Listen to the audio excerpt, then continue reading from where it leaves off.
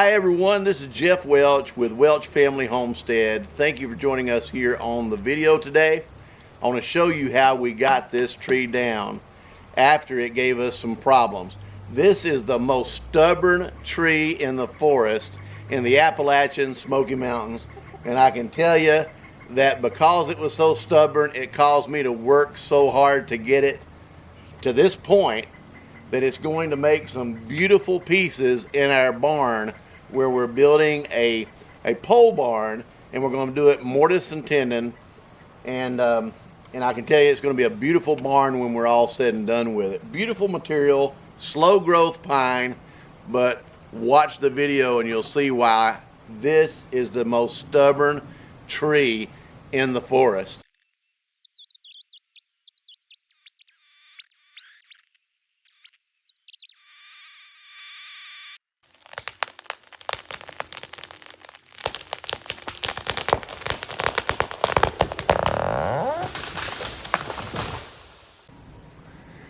In the forest here, I have a lot of big forest pines. This is a good example of one. This one here is dead. It needs to be cut down. The reason they're dying is because we've had some pine beetles that have gotten into the tree, and it spreads from one tree to the next. And if we catch them quick enough, we can turn them into material lumber. They could have some bluing if their bark is already starting to loosen up. Here's another one. As you can see, here's one right next to it. And if you'll notice,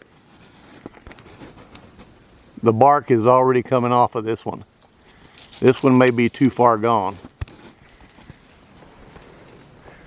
The forest pine has some of the tightest, most beautiful grain you can imagine for a pine.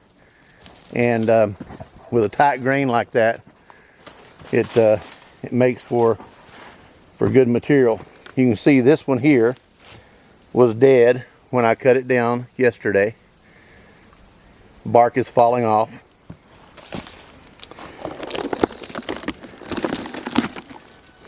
Let me zoom out here where you can see a little better.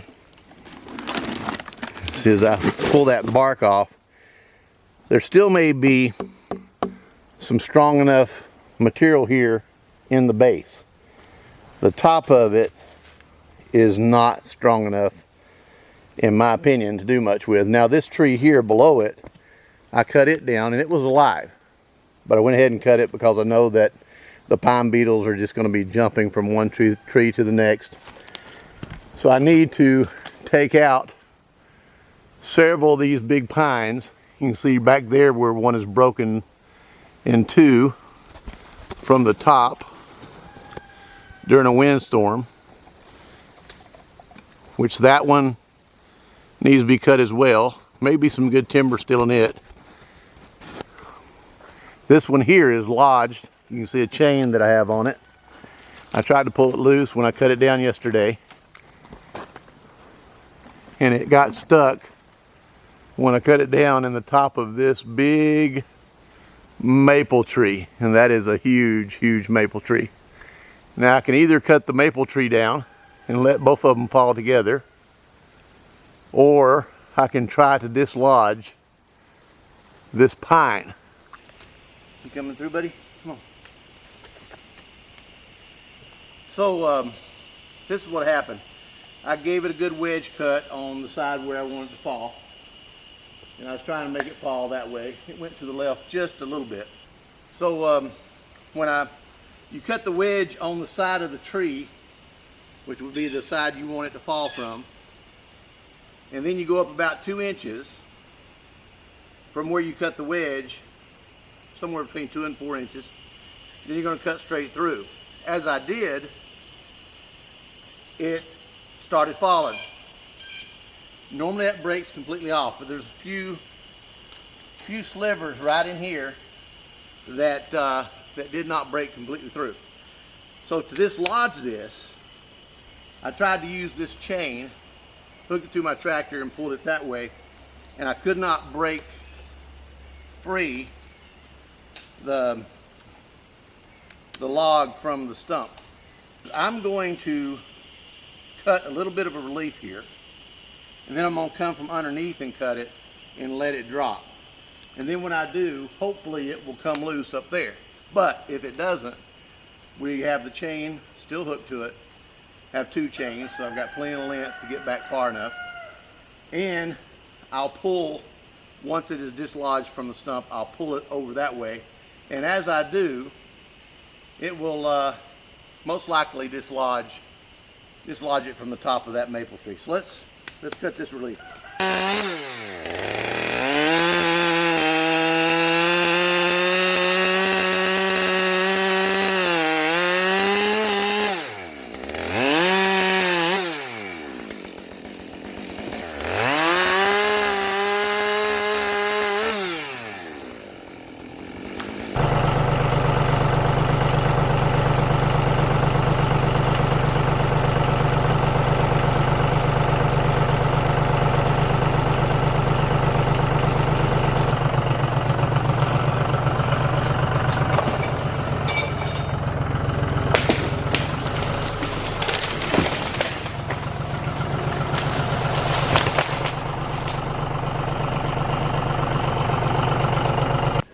Now it's stuck in another maple. It's the old one, dead one, but it's stuck. We got it out of that big maple tree, but now it's lodged in that maple tree. This tree has been stubborn all the way through, but that maple tree has been dying. As you can see, this side is dead. That side over there has some life in it. That tree is huge. Let's go cut it down. I'm going to attempt to bring it down right in here, but I'm not sure how successful I'll be at that. It may crush my dogwood tree. If it does, I'll trim the dogwood and it'll come back okay, because this is September. It's not like it's spring. So we should be okay. We should be okay. But I'm going to do my best to save that dogwood.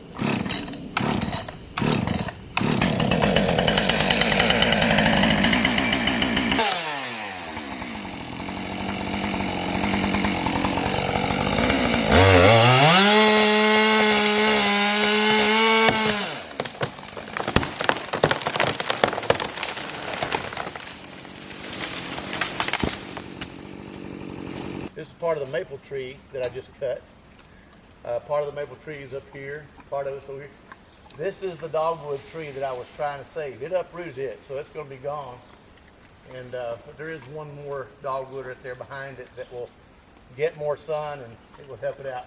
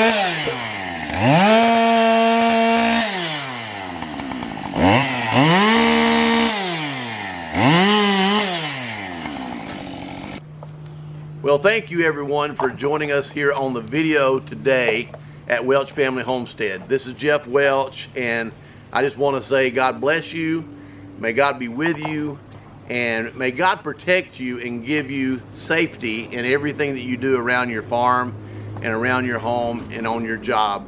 Because sometimes things are just not as easy as we'd like for them to be, as you've seen in the video today. Sometimes they're not easy at all. Sometimes everything that you can imagine that will go wrong will go wrong. But yet at the same time, if you persevere and if you put your mind to it and your heart to it and you don't give up, you can win. And that's what it's all about. We're going to make some great beams and posts out of these trees that we harvested this week. And we're going to turn them into some beautiful, beautiful material in a post and beam, mortise and tenon type style barn. And it's going to be absolutely gorgeous when we're done with it. And it's going to be more sturdy and more durable than the typical barn. And it's going to last, hopefully, for generations after I'm gone. And I'm doing this farm, I'm doing this homestead, not just for me, but I'm also doing it for the generations to come, for my children, my grandchildren, my great-grandchildren. And I want them to enjoy looking back and some of the craftsmanship and some of the materials that were used to create some of the structures here on the barn, on the farm, including the barn and other structures. We want them to look back and say, well, Grandpa Jeff did this, or great-granddad Jeff did this, or my dad did this. And at the same time, we want them to look and put their hand on the material and say, these beams, these logs that built these structures, whether it be a log home or whether it be a barn or whether it be any other structure we build here on the farm, they'll be able to put their hand on that and say, these trees grew right here and we utilized them and we made the best use for them.